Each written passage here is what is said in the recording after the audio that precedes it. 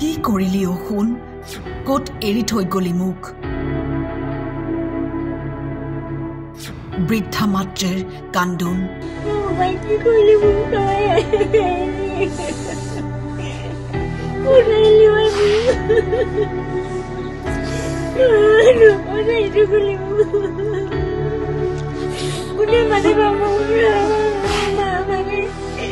বহিৰাজ্যত পুনৰ ৰহস্যজনক মৃত্যু অসমৰ যুৱকৰ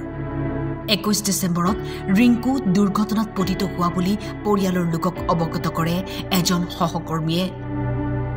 হঠাৎ পুত্ৰৰ মৃত্যুৰ বাতৰি লাভ কৰি দিগবিদিক হেৰুৱাইছে বৃদ্ধা মাতৃগৰাকীয়ে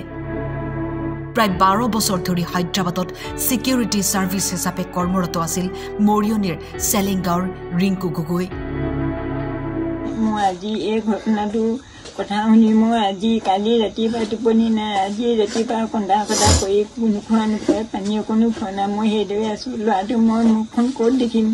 কেনেকৈ পাম তেনেকুৱা লাগিছে ল'ৰাটো যে মোৰ মুখৰ আগত আনি দিয়েহি আমি একেবাৰে দুখীয়া মানুহ টকা পইচা নাই কেনেকৈ আনিম ইমান দূৰৰ পৰা আপোনালোকে যেনে আৰু আমাৰ ল'ৰাটি মোৰ মুখখন দেখুৱাহি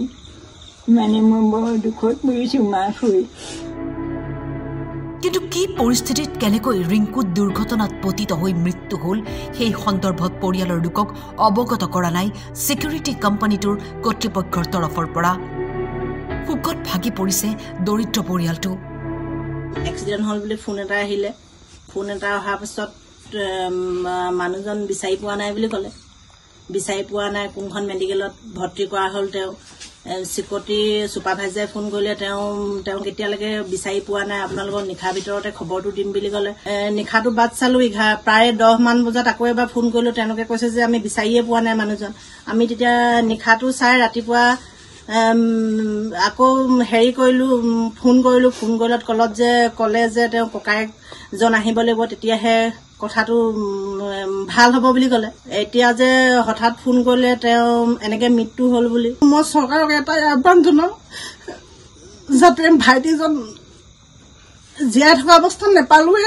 মোৰ হয়তো মুখখন যে যেনে আমি দেখিবলৈ পাওঁ সেয়ে মই অসম চৰকাৰক মুখ্যমন্ত্ৰীক আহ্বান জনাইছো পুত্ৰৰ মুখখন শেষবাৰৰ বাবে চাব বিচাৰে মাতৃগৰাকীয়ে মৃত ৰিংকুৰ মৃতদেহটো ঘৰলৈ উভতাই অনাৰ ক্ষেত্ৰত আৰ্থিকভাৱে দুৰ্বল পৰিয়ালটো সমস্যাৰ সন্মুখীন হৈছে মুখ্যমন্ত্ৰী ডক্টৰ হিমন্ত বিশ্ব শৰ্মালৈ সহায়ৰ বাবে কাতৰ আহ্বান দুৰ্ভগীয়া মাতৃৰ আজি কৈছো যে মোৰ ল'ৰাটিৰ মুখখন চাওঁ মই মাতৃ হৈ মই অনুৰোধ কৰিছো আপোনালোকক আনি দিয়ক মোৰ ল'ৰাটি যেনে তেনে ঘৰটোকে চাওঁ আৰু কৃষ্ণ সহায় কৰক অকণমান মৰিয়নিৰ পৰা জন্তু তাঁতীৰ ৰিপৰ্ট টাইম 8